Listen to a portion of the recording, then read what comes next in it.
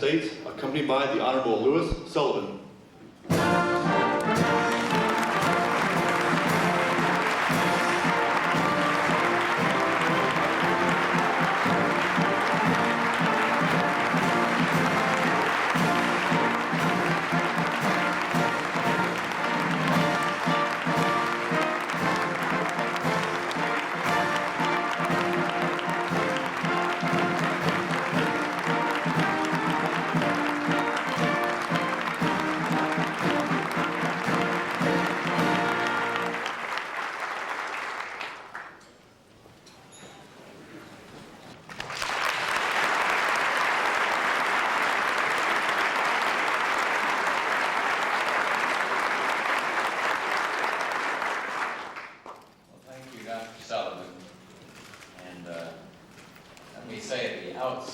Outset of these remarks that I'm a very lucky person, and I think the country is very lucky having Dr. Louis Sullivan as our Secretary of HHS. He's doing an outstanding job.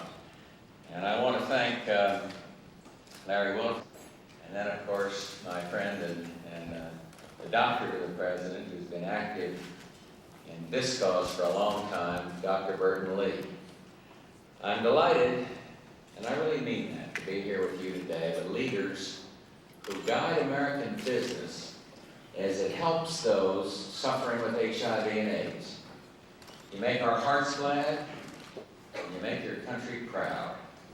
Other generations have faced life-threatening medical crises, polio to the plague. This virus is our challenge. Not a challenge we sought, not a challenge we chose. Those who are living with HIV and AIDS, our response is clear. They deserve our compassion. They deserve our care. And they deserve more than a chance. They deserve a cure. America will accept nothing less. We're slashing red tape, accelerating schedules, boosting research, and somewhere out there, there is a Nobel Prize in the gratitude of planet Earth waiting for the man or woman who discovers the answer that's eluded everyone else. We pray that that day will come soon. But until that day, until this virus can be defeated by science, there's a battle to be waged by society. Because you already know the HIV virus is not spread by handshakes or hugs. You can't get it from food or drink, coughing or sneezing, or by sharing bathrooms or towels or conversation. And let me state clearly, people are placed at risk not by their demographics, but by their deeds, by their behavior. And so it is our duty to make certain that every American has the essential information needed to prevent the spread of HIV and AIDS. Because while the ignorant may discriminate against AIDS, AIDS won't discriminate among the ignorant. Like many of you, every HIV family must ask, why? Why is this happening? To our beautiful little girl. And the doctor said, you have to realize that every well person is a miracle. It takes billions of cells to make a well person. And all it takes is one cell to be bad and to destroy a whole person. In this nation, in this decade, there is only one way to deal with an individual who is sick, with dignity, with compassion, care, and confidentiality, and without discrimination.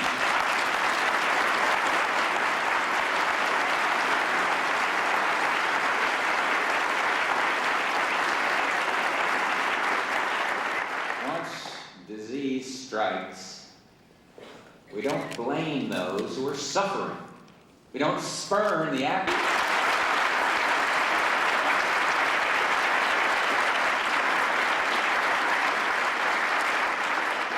The disease is attacking our most precious resource, our people, especially our young. And the statistics are numbing. You know them. You heard them this morning. Just look at the quilts, the amazing quilts hanging here on the walls today. They prove that no one is a statistic. Every life has its own fabric, its own colors, its own purpose, its own soul, and like the quilts, no two are alike. Rolling up our sleeves, will. The roster of participants at this conference is an honor roll. Allstate sponsored a landmark conference on HIV and work. Fortune magazine launched a survey on CEOs' response to HIV. General Motors pledged to conduct an education program. Others are fighting the spread of HIV by fighting to keep schools and workplaces drug-free. And this is America, responding to a crisis. And this is America at its best. This epidemic is having a major impact on our healthcare system. The federal response is unprecedented. In 1980 in Detroit, federal grants have helped coordinate the efforts of care providers, business and community organizations to set priorities and pool resources to meet the treatment needs of people with AIDS. We've initiated clinical trials for promising new therapies for HIV, expanded the availability of experimental drugs, approved 3 new therapies that for the first time offer help to HIV. Distribute hundreds of thousands of copies of the AIDS Prevention Guide for use in schools and families nationwide. And our $10 billion war on drugs is also a war on AIDS. IV drug use now accounts for some of the fastest growing infection rates, afflicting Americans that are often among those least able to get adequate medical help. To quality care. With these concerns in mind, I asked Dr. Lewis Sullivan to lead a cabinet-level review of health care in the 1980s. And businesses like those you represent must play a major role in helping improve our nation's health care system. The crisis is not over. We report tens of thousands of new cases every year. And many predict we can expect to continue to do so in this decade and even into the next century. And yet, where there is life, there is hope. There are hopeful signs. To begin with, we can be encouraged by the news that current projections of the infection rate will not be as high as we thought just a year ago. Our administration recently acted to extend AZT to infected people not yet sick with AIDS. And all 50 states now provide Medicaid coverage for AZT treatments. And thanks to these actions, more and more people will be able to live and work with HIV. Keep them companies who reduce costs for everyone, and it is the right thing to do. The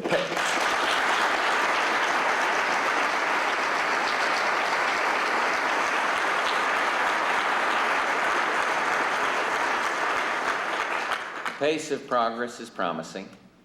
The HIV virus has been identified, isolated, and attacked with experimental treatments in a span of less than 10 years. The normal, centuries-long evolution of disease and treatment compressed into a decade. And this race against time has produced an explosion in knowledge and basic understanding about the nature of disease and immunology.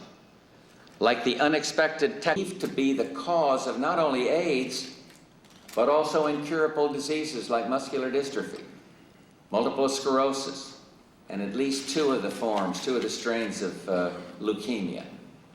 We're on a wartime footing at NIH and CDC, the Center for Disease Control.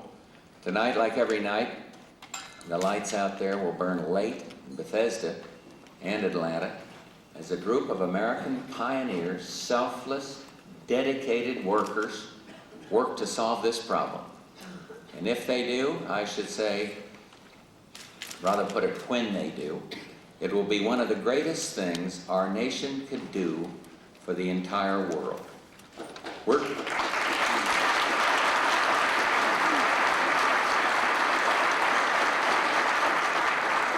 We are going to continue to fight like hell. But we're a mysterious killer called polio. What have you been doing for the Like last 14 HIV, the months? virus ignored You've class done nothing. distinctions, geographic boundaries. Monday would cut it. What have you been doing for 14 months? You haven't said the A word yet. I can walk, take your hands off. Let me say something about this. Say the A word, I can Mr. understand President. the concern that these people feel. And I hope if we do nothing else by coming here,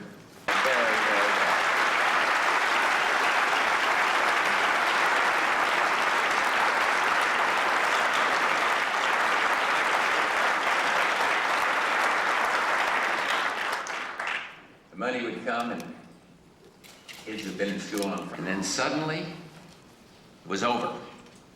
The dreaded iron lung, unused, cluttering hospital hallways. Children again growing up in a world without fear. Many comparisons have been made to epidemics past: cholera, smallpox, yellow fever, none of them perfect. So let me boil down the lessons of polio to two. There was a lot of ignorance. Let's learn from that. And in the darkest of hours, hope came. It will make a difference for those with HIV and AIDS and for all Americans. Thank you all for what you do. God bless your important work. Thank you on behalf of a grateful country.